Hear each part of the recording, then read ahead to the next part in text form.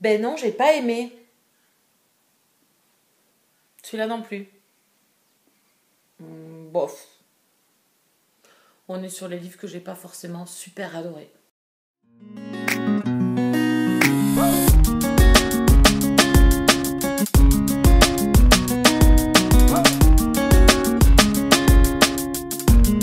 Bonjour et bienvenue sur la chaîne, je suis ravie de vous retrouver pour une nouvelle vidéo. Aujourd'hui je vous fais une vidéo vos réussites, mes déceptions. C'est des vidéos qui vont revenir, alors il n'y en aura pas des milliers, mais il y en aura quand même quelques-unes puisque j'ai décidé dans chaque vidéo de vous présenter 5 romans. Donc pour l'instant j'ai à peu près 4 à 5 vidéos à vous présenter. Le but de ces vidéos c'est quoi? C'est aujourd'hui parler de ces romans dont on a beaucoup entendu parler, qui nous ont influencés et qu'on s'est lancé. On a décidé de les lire et puis malheureusement, pour ma part, ça a été plus des déceptions qu'autre chose, ou alors des sorties que l'on attendait et qu'on voulait tenter et qui ne l'ont pas fait. Donc on est là, enfin je suis là, je suis devant vous, pour me prendre des coups de bâton. Mais oui. Des livres que vous avez adorés et que malheureusement je n'ai pas apprécié, mais je vais vous expliquer un petit peu pourquoi. Je ne vais pas vous dire ah j'ai pas aimé sans vous expliquer. De toute façon c'est des romans que vous avez déjà vus sur la chaîne si vous me suivez depuis longtemps. Si vous venez d'arriver, installez-vous, on est entre nous, on papote beaucoup ici. Enfin je papote beaucoup. Et puis vous expliquer de quoi ça vient, parce que sur les 5 livres que je vais vous présenter, je ne les ai pas aimés forcément pour les mêmes choses en fait. Bon, je ne vais pas m'étaler, en tout cas j'espère que vous aurez compris le concept de cette vidéo, j'espère qu'elle vous plaira et puis ça permettra de discuter dans la joie et la bonne humeur. On n'est pas obligé de tout aimer, même moi j'ai pu d'ailleurs vous peut-être vous proposer certains romans que vous n'avez pas aimés et je pense que c'est normal, où les attentes n'étaient pas les mêmes, où les ressentis n'étaient pas les mêmes, donc là voilà. N'hésitez pas à vous me dire quelques petits romans, peut-être que je vous ai conseillé, que vous n'avez pas aimé aussi, qu'on puisse échanger. Le tout premier, c'est un vieux de la vieille, je pense que c'est le roman qui a fait le plus parler de lui, c'est 50 nuances de Grey de E.L. James. Donc qui date, j'ai commencé par celui-là, j'ai commencé par un vieux de la vieille. Alors dans ces vidéos, il y aura des romans récents, mais il y aura des romans qui datent d'il y a longtemps. Voilà, ce sera un mix vraiment de tout ce que j'ai pu lire, dans des genres différents aussi. Ça pourra aller du contemporain à la romance contemporaine, au OMF, au thriller, au roman noir. Enfin, il y aura vraiment de tout sur les conseils que j'ai vus, sur des gens qui ont parlé avec cœur et amour de ces romans qu'eux, ils ont aimés. Hein. Attention, hein. Je remets pas en cause, voilà, comme moi quand j'adore des romans, je suis gaga et j'essaye de vous faire craquer. Et vous craquerez peut-être pour les lire, mais vous ne craquerez pas pour ces romans, après les avoir lus. Alors, le tout premier, donc je vous disais, c'est 50 nuances de Grey, roman dont on a beaucoup entendu parler. Moi, j'avais lu d'abord, au préalable, c'est mieux, Crossfire, de Sylvia Day. Donc j'ai lu celui-là en premier. Après, j'ai lu Maya Banks, qui avait repris un petit peu le même concept aussi. On était dans le même genre de livre. Mais j'ai lu 50 nuances de Grey. J'ai tenu jusqu'à la fin du tome 2. Je m'étais acheté les 3 tomes que je n'ai plus... Enfin, je crois que je les ai dans un carton. Donc 50 nuances de Grey, est-ce que j'ai besoin de vous faire le pitch? Alors, pour ceux qui sont sur la chaîne depuis longtemps, vous savez que j'aime la romance, sous toutes ses formes. Voilà, je suis pas arrêtée. J'aime autant la romance érotique que la romance contemporaine, que la romance MM. Voilà, j'aime tout le type de romance. Voilà, j'ai eu quelques FF que j'ai beaucoup aimé. Voilà, donc je lis toutes les romances. Ici, on est dans une catégorie de romance plutôt érotique. Le sujet est le BDSM, donc des pratiques sexuelles entre deux personnes consentantes. Et ici, on va suivre donc Christian Grey et Anastasia, je sais même plus comment elle s'appelle. Enfin voilà, une jeune femme qui est très jeune, qui a une vingtaine d'années, qui n'a rien vécu encore, et qui est une petite nunuche effarouchée. Et qui va rencontrer Christian Grey, milliardaire, l'homme qui réussit et qui a des pratiques donc BDSM, et il va du coup l'entraîner dans cet univers, lui faire goûter cet univers. Donc jusque là, je dis pourquoi pas. Écoutez, voilà, le concept était pas trop mal. L'écriture en est une autre quand même. Enfin, moi j'ai subi le cerveau d'Anastasia avec ses petites pensées. Oh, je l'aurais claqué. Le type d'héroïne, vraiment. Le type d'héroïne, voilà. Quand vous lisez des romans, je pense qu'au fil où vous lisez des romans, vous savez ce qui va vous plaire et pas vous plaire. Vous tentez, vous savez quel type d'héroïne ou quel type de héros vous allez aimer. Ah, ici, c'est tout ce que je déteste. Voilà, je détestais l'héroïne principale. Alors, je les ai lus il y a longtemps. Voilà, je les ai lus il y a déjà pas mal d'années. Donc, ça date, c'est en 2013. Donc, il y a quand même pas mal d'années déjà. C'est le type de romance que je ne lis plus du tout. Voilà, après avoir lu, je crois, les Beautiful Bastards et les Maya Banks, je crois que voilà, j'ai beaucoup moins lu de ce type de romance érotique où on a un businessman, voilà, on a un mec, il est le plus beau, le plus fort, il est ultra riche, voilà. Crossfire, j'ai lu jusqu'au tome 2 et je me suis arrêtée, voilà. Donc ça a été une souffrance. Surtout une souffrance au vu de tous ces retours dithyrambiques sur cette trilogie. Et non, c'est même plus une trilogie, puisqu'on a eu quand même, là, depuis quelques années, que c'est revenu à la mode, là, depuis 2 ans, le point de vue de Christian Grey. Ah, ben, alors là, summum, summum. Alors, il y a tous les ingrédients qui sont quand même présents dans la romance. On a cette évolution de personnages, ces personnages qui vont, mais grâce l'un à l'autre, à s'élever, à changer, à ouvrir leur esprit, à changer un petit peu, à prendre confiance pour l'un et à s'ouvrir pour l'autre. Voilà, il y a vraiment un concept que je peux comprendre, beaucoup d'ingrédients, on va dire, semés dans ce récit qui est propre à la romance et qui fonctionne, mais malheureusement, il y avait un tout dans ce roman qui m'a rebuté. Comme je vous ai dit, l'écriture, déjà, beaucoup de répétitions, énormément de répétitions, les mêmes mots souvent, c'est vraiment une lecture qui m'a marquée. Alors autant les coups de cœur peuvent marquer, autant je peux vous dire que quand j'ai détesté un roman, c'est comme s'il restait gravé dans ma mémoire. Donc énormément de répétitions, les pensées d'Anastasia, non mais de Anna, mais pitié quoi, mais pitié, pitié. Voilà, c'est le type d'héroïne que je n'aime pas, trop nunuche, qui dit oui à tout, voilà. J'ai subi cette lecture. Il a fait tapage quand il est sorti. C'était un des romans qui était très attendu puisque c'est tiré à la base d'une fanfiction tirée de l'univers de Twilight. Donc c'était à la même époque à peu près. J'étais fan de Twilight, j'étais fan de fanfiction, j'en lisais beaucoup de fanfiction de tout type, les Harry Potter, enfin voilà. Et donc du coup, je l'attendais aussi ce roman. Et alors, énorme déception. Voilà, vous pouvez retrouver sur la chaîne de toute façon mes avis sur ces 2 tomes que j'ai lus, où j'ai peiné. Voilà, donc c'est vraiment un roman, voilà, pas du tout ce que j'apprécie en romance. Voilà. Ensuite, le deuxième roman, on va passer à un historique avec 1000 femmes blanches de Jim Fergus. Jim Fergus, très connu, voilà, c'est une saga. Alors je dis saga parce qu'il y a d'autres tomes qui sont sortis derrière. Donc c'était un roman que j'avais dans ma bibliothèque depuis très longtemps et je l'ai lu en 2020. Celui-là, je l'ai lu en 2020. J'en attendais beaucoup parce que on me l'avait on me l'avait vendu. Il faut que tu le lises, sors de tapis à lire. Enfin voilà, tout ce qu'on fait les uns avec les autres dans notre petit univers de plaisir livresque. Donc pas de souci. Et j'avais lu juste avant L'envol du moineau de Amy Belding Brown. Qui a été une super lecture. Je l'avais fait en lecture commune à plusieurs avec Gégé, il y avait Céline, il y avait Mumu. Je crois que c'est tout. Peut-être Kala aussi. Enfin, voilà, on était 4-5 à avoir fait en lecture commune, ce qui était très enrichissant pour discuter. Et franchement, j'avais beaucoup aimé cette lecture, j'avais beaucoup aimé cette plongée dans la religion protestante sur le sol américain avec ces Amérindiens. Voilà, c'était vraiment super lecture. Et donc après, on s'était lancé quelques mois après, je crois 1 ou 2 mois après, on s'était lancé dans 1000 femmes blanches parce qu'on était quand même quelques-unes à ne pas encore l'avoir lu, à beaucoup en avoir entendu parler. Et franchement, j'ai été quand même assez déçue de cette lecture. Malheureusement, dans ce roman, je n'y ai pas trouvé les promesses ou l'envie ou l'intérêt que je recherchais. C'est-à-dire que j'ai trouvé qu'il y avait beaucoup de scènes qui se ressemblaient, c'est-à-dire les soirées entre eux à faire des messes, enfin des rassemblements, des danses et de boire à outrance et de s'entretuer les uns les autres.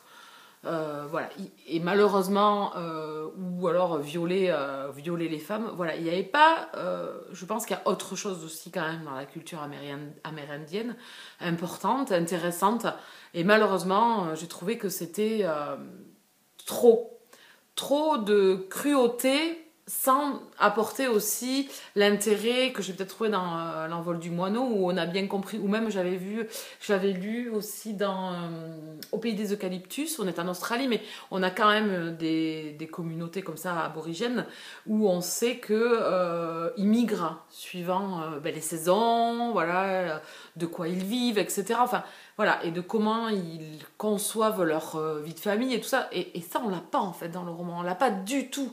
On a juste ces femmes, ces 1000 femmes blanches. Alors l'histoire, c'est 1000 femmes blanches qui sont données par le gouvernement américain à la communauté indienne comme un pacte de paix. On va apprendre comment elles vont vivre là-bas et on va suivre surtout une des héroïnes qui nous décrit un petit peu ce qui se passe comme un journal intime. Alors déjà, le personnage féminin de l'histoire, j'ai trouvé que voilà, ça manquait d'intérêt vis-à-vis d'elle. Enfin, il y avait plein de choses de la façon dont était racontée l'histoire qui malheureusement, moi, m'a pas plus transporté que ça, alors que l'envol du moineau, voilà, c'était beaucoup mieux. Alors certes, c'est un peu romancé, mais dans Jim Fergus aussi, hein, un petit peu quand même. C'est pas du pur historique, de prendre de la connaissance de la culture amérindienne, pas du tout. Mais voilà, j'ai pas eu du tout cet intérêt, je me suis ennuyée, j'ai trouvé ça long. On va de beuverie en beuverie à s'entretuer, à violer les femmes, enfin voilà. Et très accentué en fait sur ces moments-là qui font perdre la saveur à tout le reste en fait. Donc voilà, c'est une lecture bien, mais sans plus. Voilà, j'ai été très déçue en fait de ce roman. Ensuite, le troisième roman dont je vais vous parler, c'est Les Sept Sœurs, le tome 1. Alors Les Sept Sœurs, roman que l'on a vu, revu. J'ai lu ce roman, Les Sept Sœurs, je l'ai lu en 2016, donc ça commence. Je l'ai lu quand il est sorti en grand format chez Charleston. Je l'ai encore, lui par contre je l'ai encore. Je me suis arrêtée à peu près à 40% du roman pour plusieurs choses. J'ai trouvé le roman très long. C'est pas qu'il est sans intérêt, bien au contraire, j'avais envie de connaître la vie de ces 7 jeunes femmes qui ont en fait été recueillies par un seul et même homme qui est devenu leur père adoptif. À la mort de celui-ci, il leur lègue à chacune la vérité sur leur histoire, sur d'où elles viennent. Elles sont toutes de pays ou d'origines différentes. Elles sont pas vraiment sœurs, hein, elles ont été adoptées toutes. Et on va apprendre en fait à chacune leur histoire. Donc le concept est vraiment bien. On est dans de l'historique là aussi. Et dans le premier tome, on est à 2 temporalités. Donc ça j'aime beaucoup. Le présent de l'histoire et un retour dans le passé. On est dans les 2 temporalités, on est dans le passé. Hein. Voilà, donc l'idée était très bien et en fin de compte je me suis dit mais à quel moment ça va accrocher, à quel moment ça va accrocher, à quel moment ça va accrocher. Voilà, donc c'est pas déplaisant à lire mais j'ai trouvé que c'était long en fait. Il y avait des longueurs qui pour moi n'étaient pas entraînantes au niveau du récit, au niveau de l'histoire et du coup m'a lâché et je me suis dit est-ce que tu en as quelque chose à faire en fait en fin de compte de savoir ce qui va se passer. C'est un roman qui a beaucoup fait parler de lui, voilà, qui a eu en plus un réassort, pas trop ce mot, mais quand il est sorti en poche, un deuxième souffle, une deuxième vie, énorme encore par rapport à la première sortie qui avait beaucoup aussi fait parler de lui. Moi, c'est à cette époque-là, je me suis dit, ah, ça va me plaire, de l'historique, de temporalité, une histoire de secret de famille, voilà, sur les origines de chacune. En plus, chaque tome va être différent puisque elles sont toutes différentes et puis au final, eh bien, déjà au premier tome, arrivé à 40%, presque à la moitié du roman, j'ai laissé tomber. J'ai abandonné malheureusement. S'il faut, c'était la deuxième partie qui était bien, mais bon, je m'ennuyais fortement dans cette histoire. J'arrivais pas à trouver l'accroche, autant que ça soit sur la jeune fille que l'on nous présentait dans le présent, que l'histoire du passé qui au final, ne m'a pas plus embarqué que ça. Donc malheureusement, j'ai laissé tomber. Et c'est un roman pourtant qui est... c'est une saga qui est adorée par de multiples personnes. Ce que je peux comprendre, hein, mais je me suis peut-être pas assez accrochée. Et je pense que je n'y reviendrai jamais. Par contre, elle a écrit un autre roman que j'ai mis dans ma wishlist. Donc bon, à l'occasion, je retenterai cette autrice parce que c'est pas parce qu'avec un de ses romans, ça ne l'a pas fait qu'avec les autres, ça peut fonctionner aussi avec les autres. Ensuite, le 4e roman dont je vais vous parler, qui est beaucoup plus récent, que j'ai lu l'année dernière, en lecture commune avec le groupe Elle Booktube et vous, c'est Les McCoy, le tome 1 de Alexiane Thiel. Je crois que c'est ça, Alexiane Thiel. Voilà, on l'avait lu en lecture commune, on vous avait fait un live sur cette lecture. Malheureusement, alors pareil, on part sur un concept qui est quand même pas mal. On ramène les clans écossais. Alors, pour ceux qui débarquent sur la chaîne, pour ceux qui me suivent depuis longtemps, vous savez que c'est voilà, les Highlanders, j'adore ça. J'adore cet univers écossais, cette culture, voilà, ces romances historiques écossaises, j'aime beaucoup. Donc, on s'est lancé là-dessus et on ramenait en fait ces clans écossais. En fait, ils ont perduré, ils ont continué et ils sont aujourd'hui, à notre époque, encore, ils existent. Et on va suivre une jeune héroïne qui va partir sur les traces de son père, qui est écossais à la base, elle vit en France. Elle part en fait sur les traces de son père pour découvrir en fait son passé et son histoire. Elle débarque là-bas et elle rencontre Caleb, le grand chef de clan. Une tension sexuelle et une attirance va commencer entre eux. Donc du jeu et du chat et de la souris qui fonctionnent toujours relativement bien dans les romances. Enfin, il n'y a rien de révolutionnaire. C'est déjà vu dans d'autres romances, mais c'est un concept qui marche très très bien. Ça monte l'intensité entre les deux personnages. Sauf que j'ai détesté les deux personnages principaux. Donc quand vous lisez une histoire où vous n'arrivez pas à avoir d'empathie pour les deux personnages, où la seule chose que vous avez envie de faire, c'est de les pousser de la falaise de l'île de Skye où ils se trouvent, de les pousser, de se dire bon allez, on en est débarrassé, on n'en parle plus, hein, voilà, c'est très bien. Donc j'ai souffert. Alors le concept était bien, mais il y a tout ce que je n'aime pas dans la romance, c'est-à-dire cette domination masculine, poussive et possessive, face à une personne qui a quand même du tempérament. Alors heureusement parce que elle avait quand même un peu de tempérament. Mais il y a une ou deux scènes qui m'ont fortement dérangée. Voilà, fortement dérangée. Alors pourtant, le Highlander que vous pouvez retrouver, le Jimmy Fraser et toute sa bande, dans les McCoy, le Highlander imbue sa personne, voilà, un peu orgueilleux, arrogant et tout, on l'a. Mais alors Caleb, je l'ai détesté. Sa façon de faire, je l'ai détesté. Leurs états d'âme là-dedans, je les ai détestés. Les scènes de olé olé, je les ai détestées. Enfin, voilà. Et puis, il y avait, comme pour moi, des coups de louche. Vous savez, les gros trucs où, non, à un moment donné, voilà, tout le monde le voit sauf elle, quoi, tu vois. Je veux bien qu'on soit aveugle, mais quand même, enfin, voilà. Donc, il y a rien, enfin, moi, il y a rien qui m'a plu dans ce roman, malheureusement. Et là encore, c'est un roman qui plaît beaucoup, que les gens adorent. Voilà. Moi, malheureusement, ça l'a pas fait. Je n'ai pas lu la suite, je ne lirai pas la suite.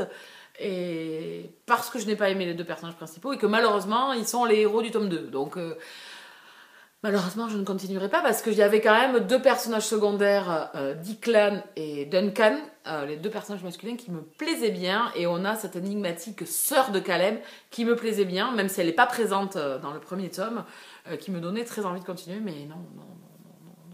Donc voilà. Le concept était bon, mais non, quoi, en fait. Non, il y a... Voilà. Et puis, il y a une scène. Alors, bon, je vais pas y revenir ici, dans cette vidéo, mais celles qui ont suivi à l'époque, vous savez qu'il y a une scène qui, pour moi, je l'ai détestée. Alors, je peux être d'accord sur les arguments que l'on m'a donnés, mais le vent, il a bon dos, quand même. Hein. Voilà. Il y a des choses... ouais. Et puis... Je sais pas. Enfin, bon, bref. Voilà, cette scène, je ne vois pas en plus, c'est une scène, je ne vois pas ce qu'elle apporte en fait. De la pousser, voilà, coup de louche, à la pousser autant en fait. Je pense qu'il y a des auteurs qui savent monter l'intensité et l'émotion sans en mettre des caisses en fait. Voilà, c'est dans la romance en plus, parcimonie par moment, parcimonie, sinon trop de clichés. Trop de tropicaux, enfin voilà, vous savez que moi, voilà. Et puis je pense que j'ai voulu aussi, voilà, on évolue dans nos lectures et il y a des choses que j'ai acceptées, même encore aujourd'hui, dans du MM, je pense qu'il y a des choses, ou même dans du MF, que je pense que voilà, qui aujourd'hui ne matcheraient plus. Voilà, je pense qu'on a aussi nos époques, nos moments, où certains romans vont passer mieux que d'autres, mais là, non, c'est tout ce que je déteste dans la domination masculine, mais en quoi il va me faire craquer, quoi, en fait. C'est ça le problème. Il y a des bad boys, vraiment des bad boys, qui peuvent être arrogants et tout, mais ça marche, ça marche. Le mec, il marche, quoi. Le mec, il marche. Et il y en a d'autres qui en font trop. Il y a trop, comme Travis dans Beautiful Disaster, voilà, mais j'y reviendrai puisque je l'ai noté aussi ce roman. Voilà, bon, ça ne peut pas marcher, ça peut pas marcher avec tous les romans, mais voilà. Et le dernier, c'est un roman que j'ai lu récemment, je l'ai lu en lecture commune avec Nanounette, on a le même avis sur cette lecture. Je n'ai toujours pas regardé le film parce que forcément, comme le livre ne m'a pas plus emballé que ça, je rechigne, même s'il y a quand même, c'était surtout les acteurs qui m'intéressaient. Alors, c'est Le Bal des Folles de Victoria Mass. Roman, alors c'est un historique, on se retrouve ici à la Salpêtrière en 1800, je sais plus combien, fin du 19e siècle, avec une jeune femme qui va être internée et qui va nous raconter son histoire et qui va rencontrer donc une infirmière de cet hôpital et une autre jeune fille assez jeune qui fait partie de l'hôpital. Bon, voilà, jusque-là, j'avais beaucoup entendu parler de ce roman, beaucoup, en bien. Ce que j'attendais dans ce roman, c'est ces romans un peu... Alors, il n'est pas mauvais, attention, hein, attention à mes mots, hein, ces romans ne sont pas mauvais, hein. C'est pas parce que je n'ai pas aimé qu'ils sont mauvais. Le jour où je vous dirai que, alors à part 51 degrés où j'ai trouvé la plume un peu, voilà, on sent que c'est pas une plume, voilà, il y avait un défaut de plume, mais sinon les autres, ça n'a aucunement la plume, au contraire, on sent qu'il y a du travail, que c'est bien écrit et tout ça. Je remets pas ça en question. Dans Le Bal des Folles, malheureusement, je n'ai pas trouvé ce que je cherchais. On m'envoie à la Salpêtrière, en plus dans un lieu emblématique où les femmes ont été traitées, ont été enfermées... avec pertes et fracas pour certaines, hein, pour qu'elles ferment leur bouche, dans une société très masculine, surtout à l'époque. Et j'attendais ça en fait, j'attendais cette immersion là-dedans, de savoir un petit peu tout ce qu'on a fait. Alors je suis allée faire des recherches derrière, parce qu'il y a un personnage dont on nous parle dedans, donc qui s'appelle Augustine, qui est un personnage qui a vraiment existé avec le docteur dont on nous parle dans le roman. Mais malheureusement, ce roman, j'ai trouvé qu'il avait... survoler totalement ce que je recherchais dedans. On survole en fait. On survole ce lieu. On se sert de ce lieu pour nous raconter une histoire de femme, certes, avec un côté fantastique qui, oui, m'a pas plus transcendé que ça. Voilà, donc en fait, j'ai eu une fin de... Tout ça pour ça, quoi, en fait. C'est ça, en fait. C'est l'histoire. Je m'attendais à un destin de femme de ouf, à des trucs de fou dans ce lieu où j'allais être révulsée, avoir des émotions, voilà, qu'on m'arrache les tripes et tout. Et mais pas du tout. Hein. Alors là, j'ai eu 2 moments où j'ai été émue pour le personnage le plus jeune, la plus jeune des jeunes filles qu'il y avait dans le lieu. Voilà, il y a 2-3 choses qui m'ont tiré un petit peu l'émotion, mais alors franchement, je m'attendais pas à ça en fait. Je m'attendais à plus. Je m'attendais à une immersion totale. Et en fait, on survole. On survole les événements. Donc, ils sont... Alors, tout se bâcle en 3 minutes. Hein. Tout est réglé, tout est bien, tout est... Voilà. On n'approfondit pas le lieu qui aurait pu servir, voilà, nous immerger vraiment dans cette époque où j'aurais voulu de plus, en fait. De vraiment cette impression de... Ce lieu, la Salpêtrière, quand même, qui était en lieu... Voilà, pour les femmes... Pour, voilà, aujourd'hui... Qui est important, qui fait partie de l'histoire, et je l'ai pas eu. Alors c'est pas le but, vous allez me dire, mais c'est pas le but du roman, certes, mais en fait j'ai survolé une histoire qui, au final, cette histoire de cette jeune femme n'a rien de plus, quoi, en fait, n'est pas plus exceptionnelle. Dans ce lieu, elle s'y fait très vite, enfin, il y a tout qui est survolé, qui va vite, la fin, bah, elle arrive, hop, hop, hop, voilà, ok. Je suis restée comme ça, j'ai dit. Et en fait, tout ce qu'on m'avait vendu, tout ce qu'on m'avait... sur ce roman, ben, je ne l'ai pas eu en fait. Moi, j'ai pas eu les émotions, j'ai pas eu d'empathie, j'ai pas eu une empathie du tout. Et c'est ce que je me disais, c'est ce qu'avec un tel roman, avec ce qu'il y a à l'intérieur, avec l'histoire qu'on va me raconter, mon Dieu, mais je vais pas m'en remettre. Je vais pas m'en remettre. Eh bien, pas du tout. Voilà. Donc c'est survolé, c'est facile en fait, c'est facile. J'ai trouvé ce roman facile. Il laisse quand même la porte ouverte voilà, peut-être un peu petit pied à l'étrier dedans, à quelque chose de... Si on veut juste une immersion légère, avec une histoire, qu'on nous raconte une histoire, voilà, mais pas plus loin, quoi, pas plus loin. malheureusement. Donc c'est pour ça que c'est une déception pour moi. Nanounette a un peu le même avis que moi là-dessus. Donc je suis contente de ne pas être la seule, hein. Et je suis contente de l'avoir lu quand même parce qu'il y a une bonne écriture. Je pense que je relirai l'auteur parce qu'elle a vraiment une belle plume. Elle a su quand même bien mener, s'immerger dans l'historique, dans l'histoire avec un grand H. Donc il y avait tout ça quand même, mais malheureusement j'ai trouvé tout simple et tout facile et sans grandes émotions en fait. C'est ça en fait, il m'a manqué d'émotions, il m'a manqué d'empathie, il m'a manqué voilà, d'avoir ce petit... Là je suis en train de lire par exemple Bakita de Véronique Olmy.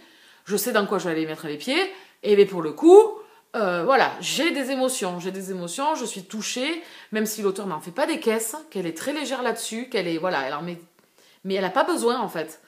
Voilà, donc, malheureusement, voilà. Donc, je suis ravie de vous avoir fait cette première vidéo, j'espère qu'elle vous a plu, j'espère que j'ai su bien m'expliquer. Vous pouvez de toute façon retrouver mon avis sur ces romans sur la chaîne, il n'y a pas de souci. 1000 femmes blanches, je sais pas par contre, oui je crois. Enfin tous ces romans, vous pouvez les retrouver sur la chaîne, il n'y a pas de souci. Voilà, c'est des petites déceptions, je vous ai expliqué pourquoi, donc je pense que quand même j'ai étayé de pourquoi j'ai pas aimé, donc je pense que... on peut ne pas être d'accord avec moi parce qu'on a adoré, hein, bien évidemment, hein, je me doute bien. J'espère qu'elle vous a plu, cette vidéo. N'hésitez pas à me mettre en commentaire, à venir discuter peut-être sur ces romans, à vous. Qu'est-ce que vous en avez pensé? J'ai discuté avec pas mal d'entre vous, par exemple avec Camille sur Le Bal des Folles, sur le film, et je retrouve le même ressenti que j'ai eu en fait à la lecture. Voilà, donc n'hésitez pas à venir échanger, c'est le but. Échanger dans la bonne humeur, dans l'échange, vraiment, dans l'échange et pas dans l'agression. Hein. Voilà, moi je vous ai donné mes arguments de pourquoi je les aimais pas. C'est propre à moi-même, c'est pas parce que moi ces romans-là je ne les ai pas aimés que vous n'allez pas les aimer et que je vous dis de pas les aimer ou que je critique que vous les ayez aimés. Enfin voilà, attention, remettons le clocher au milieu du village quand même. Hein. Voilà. Donc n'hésitez pas à vous abonner sur la chaîne, à rester avec moi, à mettre un pouce sur la vidéo, ça fait toujours plaisir, à la partager pour que d'autres personnes viennent nous rejoindre, oui tout à fait, à actionner la petite cloche pour être prévenu de mes parutions si vous débarquez, et je vous retrouve pour de prochaines vidéos. Bisous câlins.